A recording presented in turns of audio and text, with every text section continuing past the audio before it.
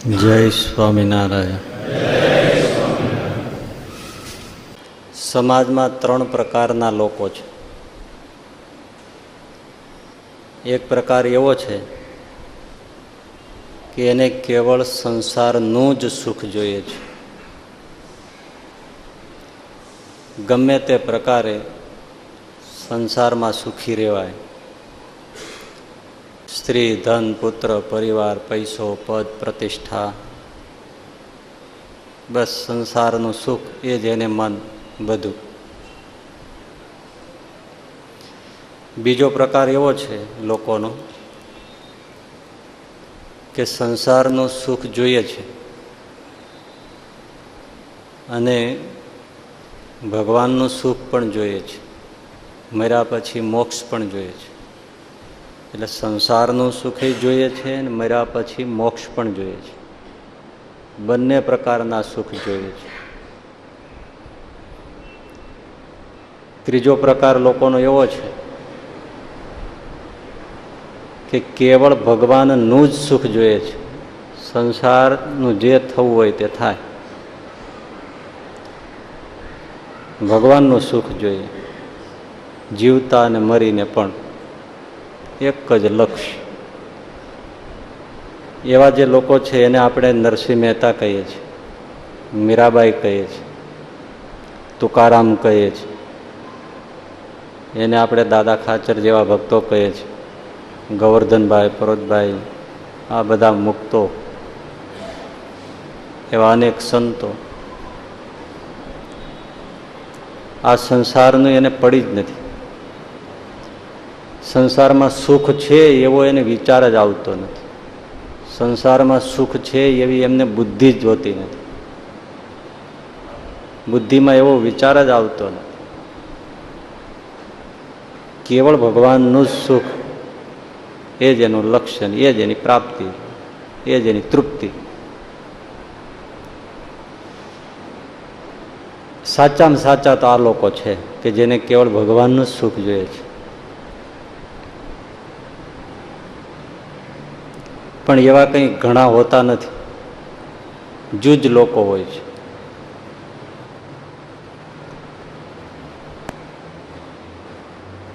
તો પેલો પ્રકાર જે છે કે સંસારનું જ સુખ જોઈએ છે, એમાં બહુ આપણું હિત નથી, ભલું નથી એમાં.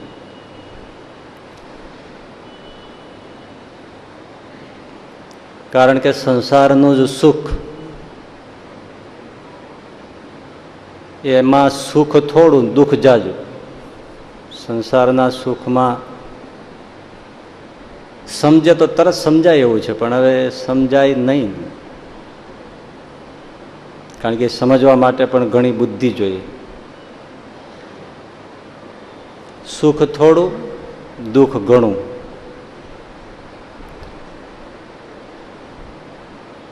અને પાછું તુચ્છ સુખ છે, કોઈ મહત્વનું નથી, હલકું સુખ છે. મોટું માયનું હોય એ અલગ વસ્તુ છે. સરસ મજાના દૂધપાક, પૂરી, શ્રીખંડ, એવા બધા મેવા મીઠાઈનો થાળ જમે, બીજી બાજુ ઉકરડામાંથી દાણા વીણીને ખાય, એમાં ભેદ છે. ઉકરડામાંથી દાણા વીણીને ખાતો હોય એમાં એ મજા જ માનતો હોય, પણ આપણી દ્રષ્ટિએ એ સુખ કેવું છે? તુચ્છ છે, બહુ હલકું છે. એમ સંસારનું ગમે તેવું સુખ હોય પણ ભગવાનના સુખની આગળ તુચ્છ છે. સંતો તો પછી નિષ્કુળાનંદ સ્વામી જેવા હોય એ તો એવું સમજાવે કે સંસારનું સુખ અને ભગવાનનું સુખ, એની ભાષામાં જો આપણે વિચાર કરીને કહીએ તો એવું બતાવે. ઊંટની લાજ જોઈ છે ને, ગોળ ગોળ હોય,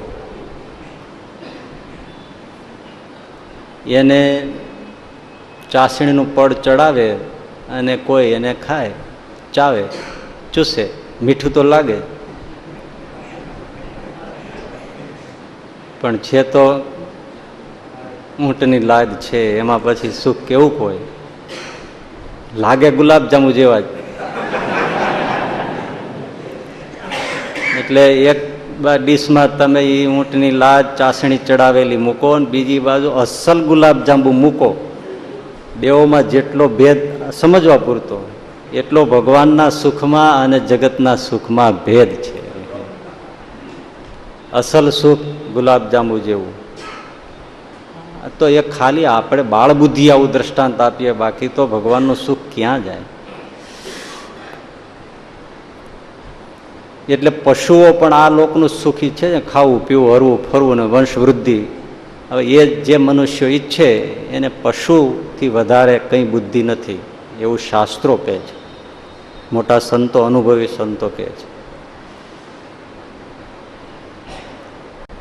એટલે સંસારનું જ સુખ મેળવવા માટે પછી વ્રત કરે, દાન કરે, સત્કર્મો કરે, ભગવાનને મંદિરે જાય, દેવ અર્ચન કરે, પૂજન કરે, પણ એનો આશય શું? ભગવાન અમને સંસારનું સુખ આપે, ખૂબ પૈસે ટકે, વ્યવહારે, દીકરા દીકરી, પરિવાર, પત્ની, બાળકો, એ બધું હોય, બસ એને જન્મ જન્મ એ જ જોઈએ છે.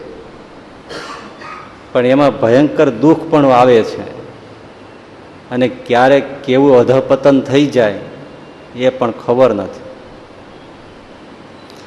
એક તો દુઃખથી ભરેલું, બીજું તુચ્છ અને ત્રીજું નાશવંત.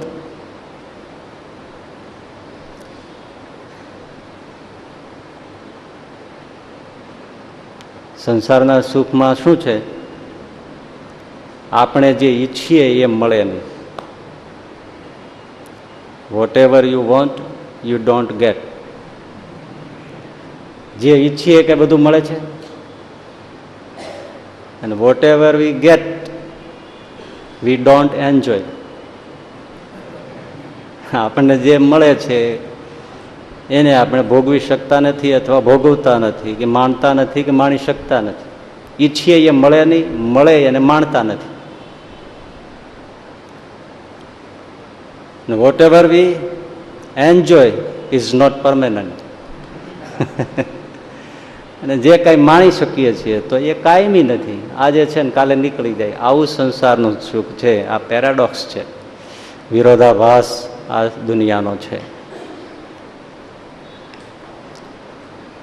અસલી ગુલાબજાંબુ મૂકી ઊંટની લાજ જેવા ગુલાબજાંબુ માનીને પાછળ પડવું એ જેવી મૂર્ખતા છે, એવું સંસારના સુખ પાછળ ઘેલા થવું એના જેવી મૂર્ખતા છે. પણ એવા લોકો છે કે જેને સંસારનું જ સુખ જોઈએ છે, પણ એ હિતમાં નથી. એટલે એ માર્ગ લેવા જેવો નહીં. તો કેવળ ભગવાનનું સુખ જોઈએ નરસિંહ મહેતા થવું પોસાય એમ નથી. આપણને અત્યારે કોઈ આશીર્વાદ આપે ભગવાન કે સાધુ, જાઓ તમે નરસિંહ મહેતા થઈ જાઓ, જાઓ તમે મીરાબાઈ થઈ જાઓ, તો આપણે માથું પાછું ખેંચી લઈએ. એ બાપા અમારે નથી જંજ પખવાજ વગાડા. નરસિંહ મહેતા થવું સહેલી વાત છે? કહીએ કે અમારે ભજન કરવું છે, પણ અત્યારે ભગવાન પ્રગટ થઈને કે લ્યો હું તમને મીરાબાઈ બનાવી દઉં, લ્યો હું તમને નરસિંહ મહેતા કરી દઉં, તો મૂંઝવણ થઈ જાય કે મારું આ બધુંનું શું